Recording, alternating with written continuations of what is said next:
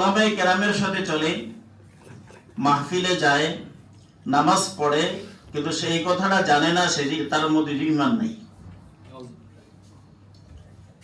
কোরআন ও হাদিসের ভিত্তিতে হাফেজ ইবনে হাজার আসকালানী রাহমাতুল্লাহি আলাইহি, আল্লামা বদরুদ্দিন আইনি রাহমাতুল্লাহি আলাইহি ঈমানের সংজ্ঞা দিয়েছেন। হুয়া তাসদীক বিমা উলিমা মাজিউর রাসূল সাল্লাল্লাহু আলাইহি ওয়াসাল্লাম বিহি যরুরাতান ইজমালান ফীমা উলিমা ইজমালান ও তাফসীলান ফীমা উলিমা তাফসীলান। এক কথায় রাসূল আকরাম সাল্লাল্লাহু আলাইহি ওয়াসাল্লাম থেকে যা এসেছে, আল্লাহর নবী যে সকল বিধান নিয়ে দুনিয়াতে এসেছেন, সুস্পষ্ট এবং অকাট্য ভাবে আমাদের কাছে এসেছে। আর প্রত্যেকটা জিনিসকে বিশ্বাস করার নাম হলো ঈমান।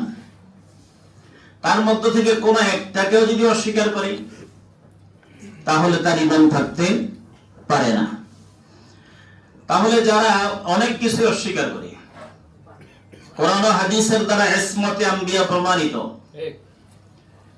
সাহাবায়ে কেরাম মিয়ারে হক, আল্লাহ বলেন রাদিয়াল্লাহু আনহু ওয়া আনহুম ওয়া রাদু আনহু, আল্লাহ যাদের প্রতি সন্তুষ্ট, যারা আল্লাহর প্রতি সন্তুষ্ট, এদের ব্যাপারে মন্তব্য করা, বিশুদ্ধ করা, ইসমতে আম্বিয়া সম্পর্কে কথা বলা। নবীরা হলেন গুনাহের ঊর্ধ্বে, নবীদের কোনো গুনাহ নাই, তারা মাসুম। এই কথার অস্বীকৃতি যারা জানাবে, তাদের ঈমান থাকতে পারে না। এজন্য অনেকে বলে আমরা ক্ষমতা গেলে ইসলাম কায়েম করব।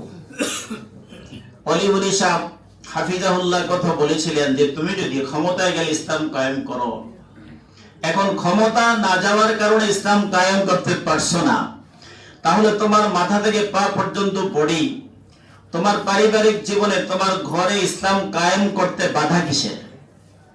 তোমার নিজের মধ্যে ইসলাম নাই, পরিবারের মধ্যে ইসলাম নাই, তুমি বলো রাষ্ট্রে ক্ষমতায় গেলে ইসলাম কায়েম করবা। এটা ভুয়া চিন্তাধারা ছাড়া, ওয়াদা ছাড়া কিচ্ছু হতে পারে না।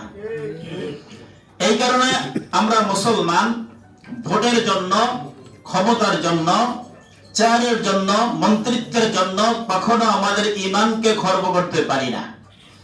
এবং যারা ঈমানের দোয়াই দিয়ে কাজ করে, ভোট দিতে চায়, তাদের সঙ্গে আমরা সঙ্গ দিতে পারি না।